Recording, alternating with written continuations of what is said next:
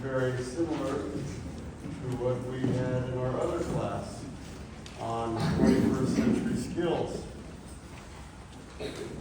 Today we're going to be talking about critical thinking. Critical thinking, what is that? What is that? Critical thinking. It's the ability to think with logic and reason, and includes decision-making and is an important component of democratic institutions. Now, even undemocratic institutions can exercise critical thinking. You don't have to be a liberal, a communist, a socialist, a democracy to be able to analyze problems, which is what critical thinking is. That's a component of it. So even though it says that, it's not really relevant to your political or religious beliefs. It has to do with problem solving and not with your religious or political beliefs. Critical thinking is a core academic skill that teaches you to question or reflect on your own knowledge information presented to you. By reflect, what do we mean? To reflect means that we consider, we think about what we have heard or have been taught. In bigger words, we say it's retrospective thinking, or thinking about something that has happened in the past. Reflect. For what purpose? To reflect is to consider, to think about, to analyze, to look at its component parts. Okay? That's to reflect on something, to try and understand it more deeply. This skill is essential for students working on an assignment or performing research. By performing research, we mean investigating some particular line of thought in order to solve a specific problem.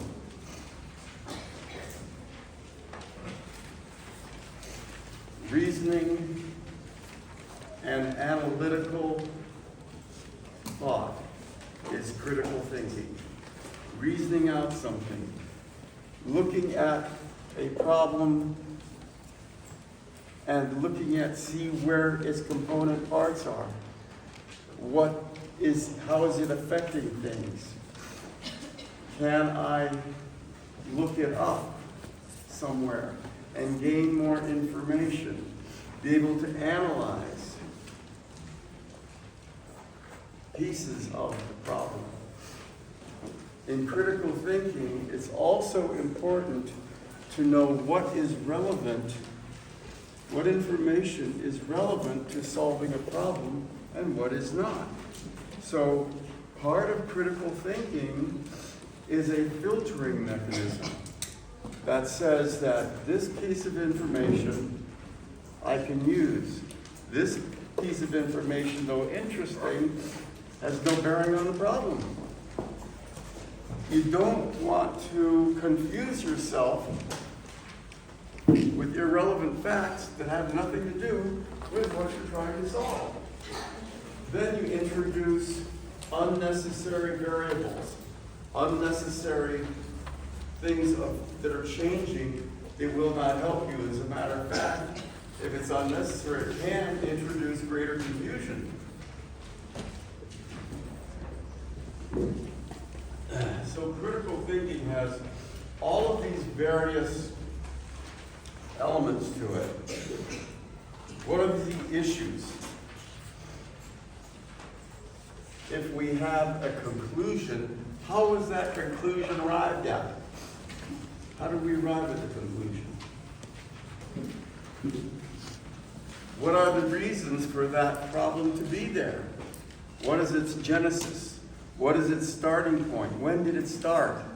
Because in knowing when a particular problem started or formed may give you insights into its nature, and therefore the solution. So where did it start? How did it start? What are the pieces of the problem? Can it be broken down into different components? Are there any assumptions? And we say, are there any assumptions? What we're trying to say is, if someone is coming up with a conclusion, is the conclusion based on facts that is derived from research, or is it based on assumptions that somebody just pulled out of the air? Assumptions will kill you. Bless you. I always had a saying when I worked in the industry, in the information technology industry. And that saying was this: if you're going to assume anything, assume that it is not going to work unless you have proven differently. Never assume something will work without checking and coming up with the reasons of why this solution will work. You see what I'm saying? Never assume something is a particular way unless you research it from hopefully several different angles and determine, not from an assumption, but based on data, that this is probably true. Even with that type of research, there is always a small possibility you miss something. So it's helpful to have someone else look over your work, look over your data, and see how it applies to the problem. The old saying goes, 2 heads are better than 1, right? So getting help from a friend, from someone you trust their judgment, review your data with them, tell them where you got it, how it relates to the problem, and this is the conclusion that you derive from that data in solving the problem. These are always safe approaches. Assumptions are deadly. They're just terrible. Never assume, ever. Are there any fallacies in the reasoning? Does anybody know what a fallacy is? I know I use some big words here. Anybody know what a fallacy is? No? Fallacy is a falsehood. Fallacy is something false. It's kind of, the word itself tells you kind of what it is. So is there any false information, okay, that is in the reasoning? Like it's simply incorrect or inappropriate? Wrong. Is it wrong? Fallacies usually come from assumptions. Assumptions are the mother and father of fallacies. It's a good way to think. Is there any falseness in the data that I have? So examine your data with a critical eye. Be the scientist, be an analyst that not only acquires the data, but challenges it, ensuring that what you have found is in fact true, or the most accurate that you can get under the circumstances. You weed out the fallacies in the reasoning. Again, that helps you zero in on the correct solution. Okay? How good is the evidence? How good is the evidence? An assumption is not evidence. It's a guess. Okay? An assumption is not valid data, it's a guess. And 9.5 times out of 10, it'll be wrong. So, if you have a couple of points that you have found through your research that indicate, not conclusively, conclusively means it's spot on and it's based on the information and my research, I know that this data are accurate, all right? So that's evidence. How strong is it? So you have to have a kind of a weighting factor. So I have this piece of data and this piece of data that I'm going to use to come up with a solution to a problem, okay? So how important, how significant is that data relative to the problem and the solution? A 10 might be spot on. It absolutely relates, and you can draw a direct correlation or direct comparison from the problem to the data. Then you have a strong case for that piece of data. If it's a 2 or a 3, it hardly bears on the subject at all, but it has the hint of being moderately accurate, maybe. In that case, you should always look for more data. Because if something is weak, if some data are weak, then your solution will be weak. All weak evidence tells you one thing. Tells you one thing. All weak evidence for a solution tells you one thing. You better look for more evidence. You know, it might simply point you in the right direction, but not be conclusive in developing a solution. But it still might be useful. It still might be useful if it can point you in the right direction. So, in most major companies that I worked for, they gave new managers or executives a test. I remember one time it was about 7 hours worth of testing. For a job that I was interviewing for. And a significant part of that test was critical thinking. What they would do is they would set up problems that required analysis, that required reasoning, and coming up with conclusions based on how the problem was set up and the data that they presented to you. So in that particular case, which, by the way, critical thinking was my highest score. It lets people know that you can reason effectively. So don't be surprised. Don't be surprised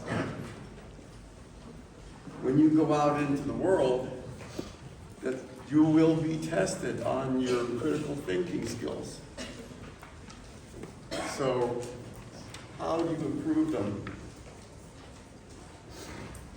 I will imagine that if you Google, right, on the internet, critical thinking skill problems, you're going to come up with a whole list of these things.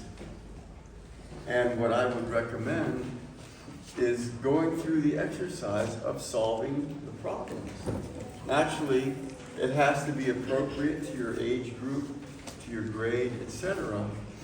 But it's a way to sharpen your skills. Because otherwise, how do you know how strong or weak your critical thinking skills are? I mean, if you're a painter or, a janitor, you don't need a lot of critical thinking skills. But if you're a chemist, or if you're a researcher, or you're an engineer, or you're a doctor, whatever professional level job that you might be seeking, you better hone means to sharpen those critical thinking skills. And as I said, the best place to do that is to try to look up some things on the internet.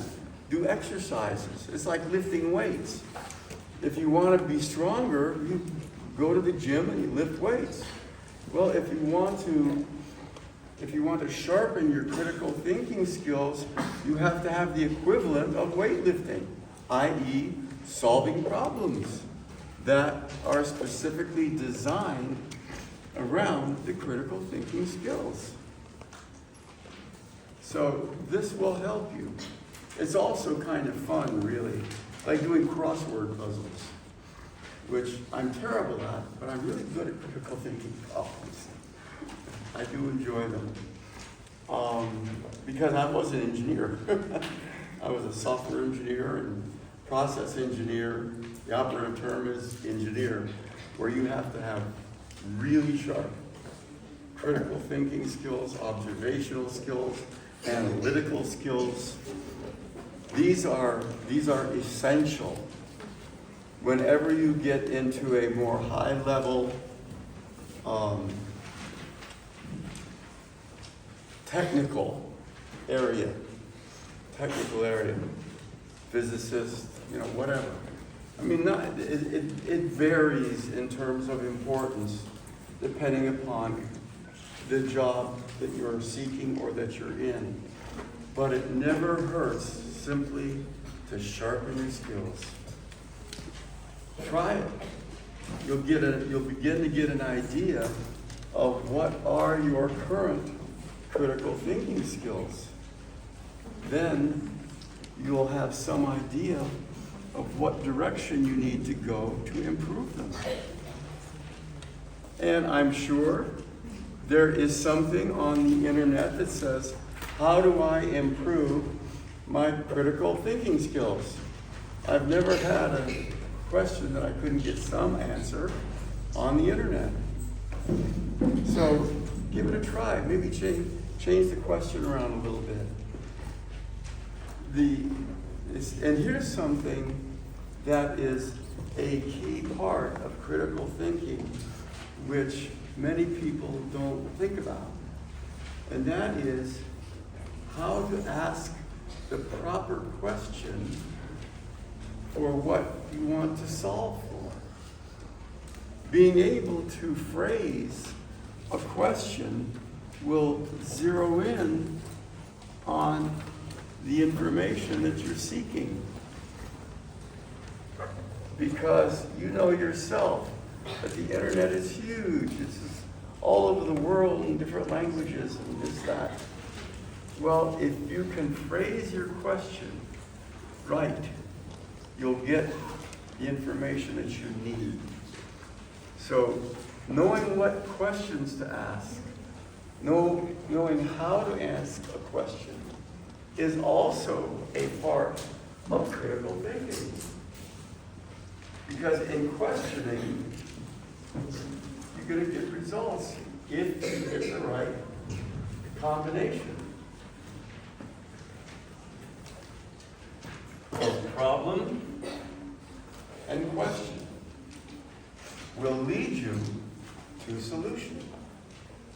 So again, many people wouldn't think too much about that, but knowing what question to ask and how to ask it, absolutely critical, particularly if you're a researcher. In research, it's all about asking the right question. Okay? Now, looking at the material that you've got today, Are there any words that you do not understand that I may have covered but not sufficient to your needs? Does anybody have a word or concept in today's handout that you're still not clear about? Raise your hand if you do. That's the only way you'll get an answer. So everybody has all this stuff down cold. You understand it all and how it relates. That's good. Either I've done a pretty good job, or you're sitting there confused and not saying so. I hope it's the former rather than the latter.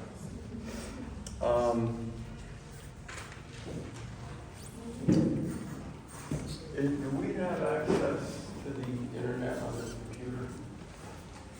Could you do me a favor? Bring up Google.